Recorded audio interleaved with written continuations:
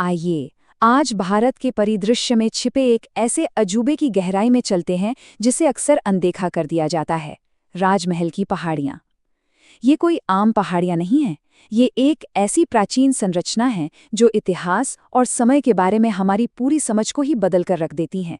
सच मानिए, इस पूरे क्षेत्र में ऐसे ऐसे रहस्य दबे हैं जो सीधे हमारी पृथ्वी के शुरुआती दिनों की कहानी कहते हैं। 50 करोड़। जरा इस नंबर के बारे में सोचिए। ये सिर्फ कोई गणित का आंकड़ा नहीं है। भूविज्ञान या डीप टाइम की दुनिया में ये हमें धरती के बिल्कुल शुरुआती दिनों में वापस ले जाता है। अब सवाल ये उठता है कि आखिर इतने विशाल समय का इन पहाड़ियों से क्या लेना देना है। दरअसल ये नंबर एक ऐसे चौंकाने वाले सच की नींव रखता है जिसे सुनकर किसी को भी हैरानी हो सकती है। भाग 1। हिमालय से भी प्राचीन।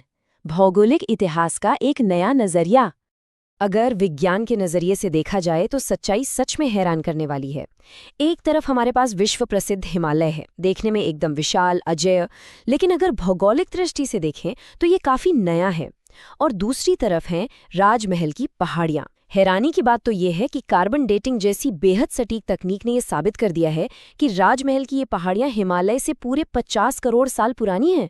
जी हाँ, 50 करोड़ साल। ये बात उस आम धारणा को बिल्कुल गलत साबित कर देती है जिसमें माना जाता है कि जो पहाड़ जितने ऊंचे होते हैं वो उतने ही पुराने भी होंगे।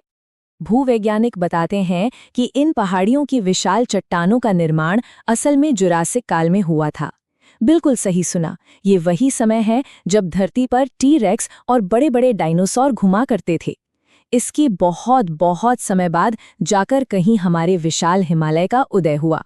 आज कार्बन डेटिंग ने राजमहल की इस प्राचीनता पर पूरी तरह से मोहर लगा दी है। भाग 2।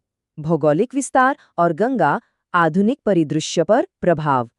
तो चलिए देखते हैं कि आखिर ये पहाड़ियां फैली कहाँ तक हैं। इनका मुख्य हिस्सा भारत के झारखंड राज्य के संथाल परगना प्रमंडल में आता है। साहिबगंज जिले से शुरू होकर दुमका तक ये पूरी की पूरी पर्वत श्रृंखला करीब 120 मील के एक बहुत ही विशाल क्षेत्र को कवर करती है। और इस विशाल क्षेत्र का जो परिदृश्य है ना, वो अपने आप में बेहद खास है। अब इन पहाड़ियों की भौतिक ताकत का अंदाज़ा इसी बात से लगाया जा सकता है कि ये शक्तिशाली गंगा नदी को भी अपना रास्ता बदलने पर मजबूर कर देती हैं। सच में ये पहाड़ियाँ इतनी विशाल और अभेद्य हैं कि इनसे टकराकर गंगा नदी सीधे दक्षिण की ओर मुड़ जाती है। प्रकृति की इस अद्भुत और बेतहाशा ताकत का इससे बड़ा प्रमाण और क्या ही हो सकता है। भाग 3। पहाड़ियों के निवासी, भूगोल और मानव जीवन का गहरा संबंध। इस पूरे क्षेत्र की जो बनावट है उसने यहाँ के मानव जीवन को 2 बिल्कुल अलग अलग हिस्सों में बांट दिया है।